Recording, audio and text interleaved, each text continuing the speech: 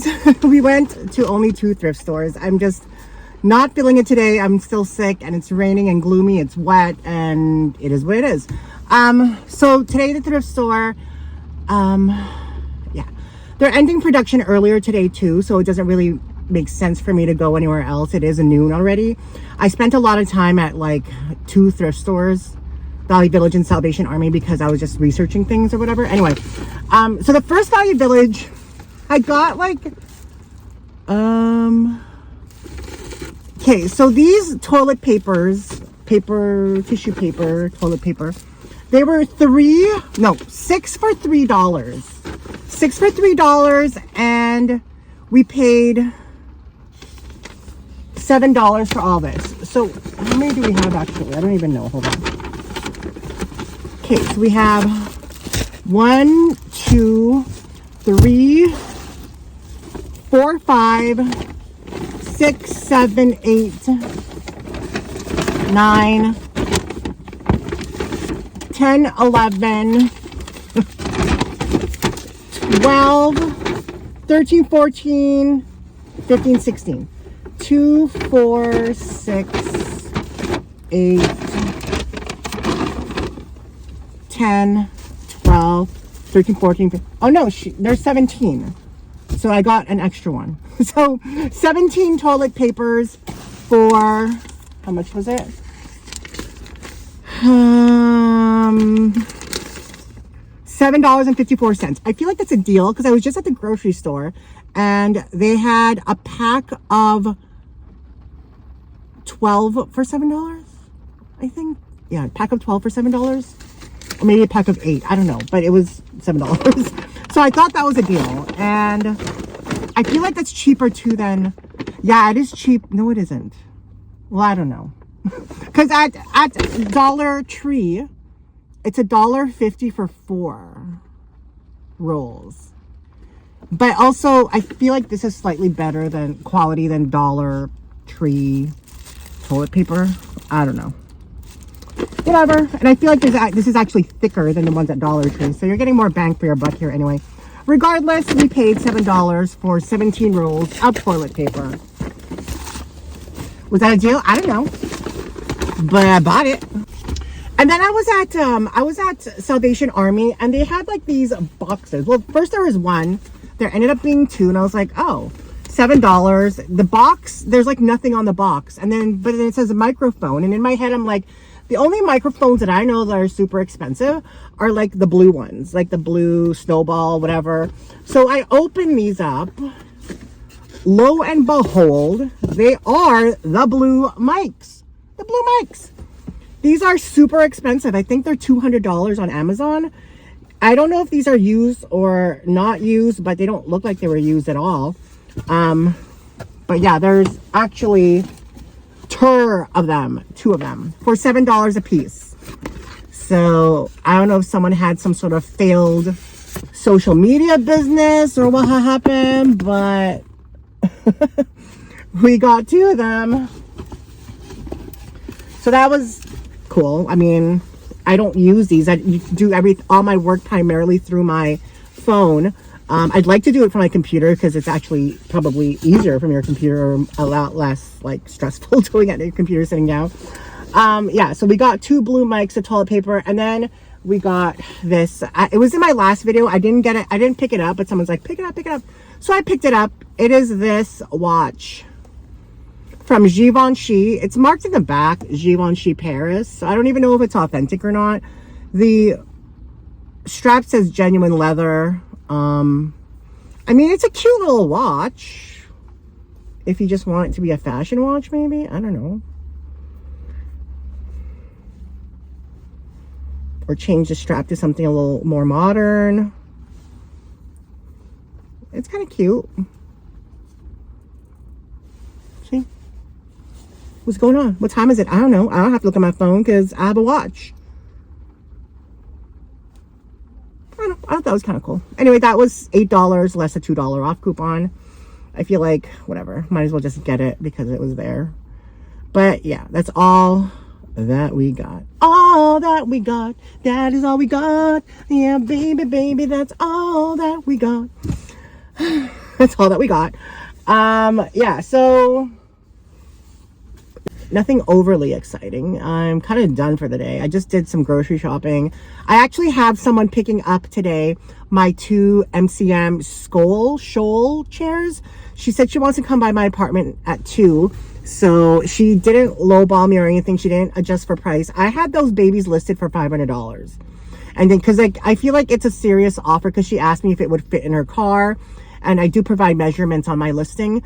So, I'm hoping, fingers crossed, cause that's an extra $500 that I can definitely need. And maybe I can finally get my computer. No, I can't get my computer. But I literally pay like $140 a month for internet and cable. And it's so annoying. It's like, why does it have to be that expensive? That's like a quarter of a car payment. It's like, ugh. Even like my cell phone bill. Like my cell phone bill is $62. And that's low for me. I feel like it's low. My bill has always been like $120, $150.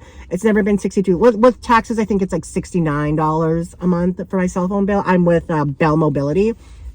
But that's because I don't have I'm not paying for a phone. I'm just paying for the plan. But the funny thing is, you can't even get lower than $62 with a data plan. Everything is just like, ugh, so expensive. And the shitty thing is, we rely on it. You can't be without internet or without data. Like, I mean, maybe without data, if you're at home, you need internet. Like, it's part of life nowadays. Everything is just so expensive. Food is expensive. Even like when I was watching a video of mine from 2019, and I did a Dollar Tree haul, or Dollarama haul. The baby wipes that I buy now for $4, they were $1.75 back then, 2019.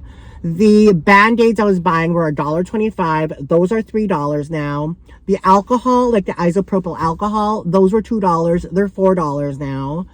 The Kleenexes were 50 cents. I think it was 50 cents or 75 cents. They're $1.50 now. Some are $2. And just, that's a lot of inflation in like 4 years. But I mean, it's everywhere. Everything is just more expensive. Food is expensive. Rentals, apartment rental is expensive. Mortgages are expensive. Car payments are expensive. I got low-key pet insurance, because to me that you need, like, if you're a pet owner, like, you should have pet insurance. I never want to be in a position where I can't save my dog because I can't afford the surgery or whatever he needs, you know. And luckily I haven't been put in that situation before, but I have close to it. Like, I remember Pal, when he went blind, they wanted to remove his eyes. And they wanted to remove his eyes, and that would cost me like $1,500 for his eye surgery removal.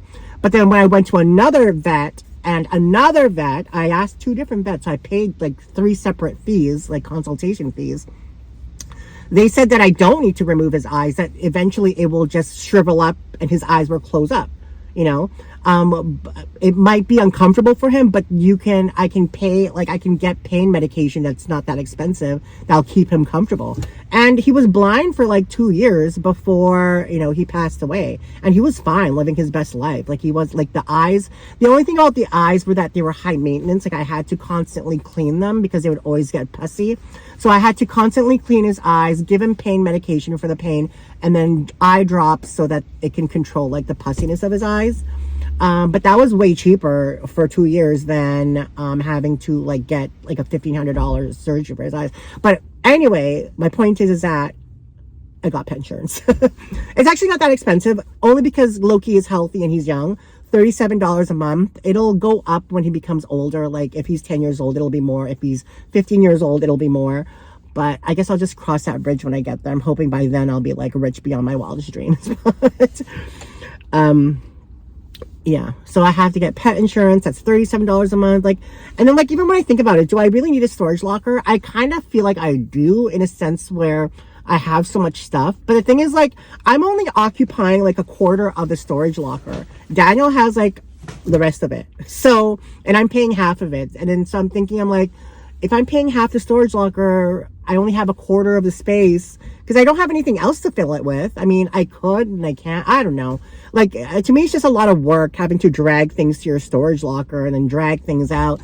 And what's even annoying is when people want something, then you have to go to the storage locker and get it. And then they flake and they don't buy it. And like this lady on Marketplace, like she was messaging me for, I can't remember if I talked about it in one of my videos, but she was messaging me back and forth for like a whole day. Like we had at least 8 to 10 messages back and forth that transpired between us. And she made precise, she was really wanting the item. And then all of a sudden, like she wanted to pick it up right away. I said I wasn't available because I was sick.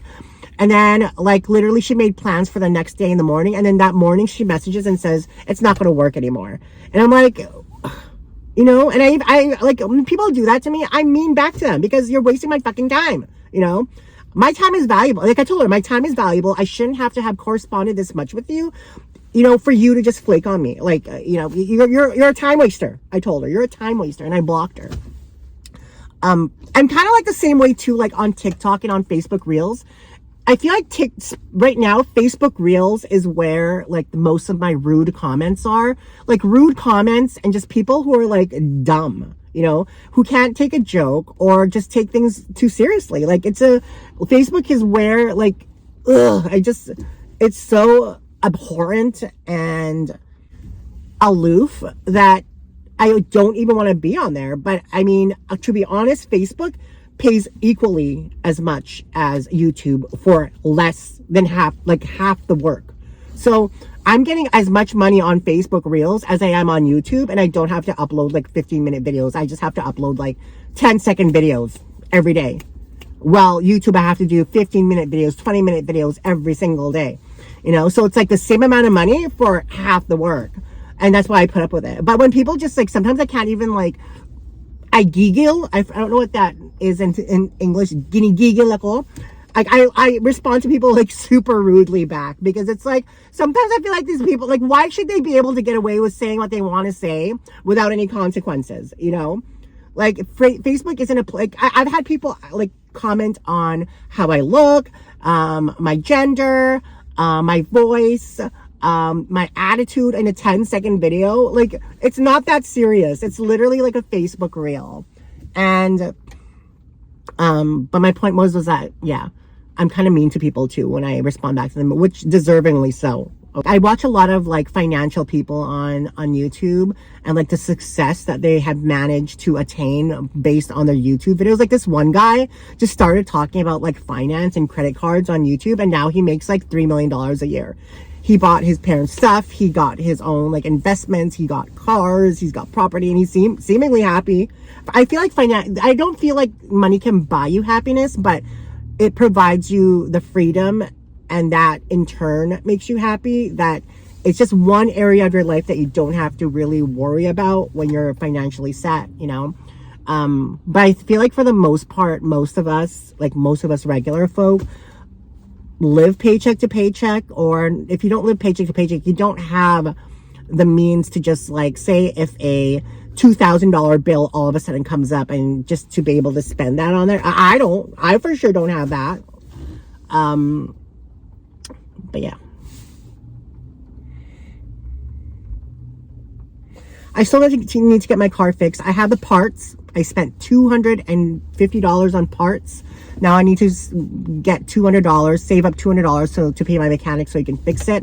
I'm hoping I can make some sales and get my car fixed next week. I also need to get my new passport done. Oh my God, that in itself is another ordeal. That is another ordeal.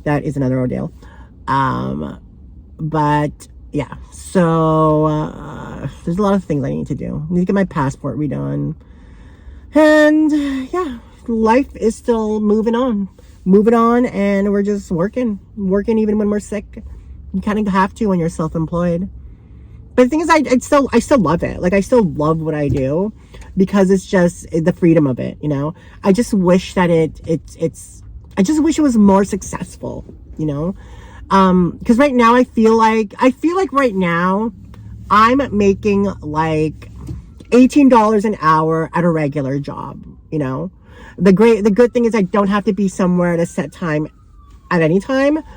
But I feel like that's just, to me, that's like mediocrity. And I don't want that for my life. If someone is okay with earning $18 an hour and having a normal life, that's great. But I want more. I want more. I want to, you know, I want the ambition to attain more, the goals to be able to have more. And I don't know, because like in a sense, I feel like I have this mentality right now where the only thing that would really truly make me happy in life, and it's not getting rich, it's not getting skinny, it's not getting a boyfriend, it's actually to help people.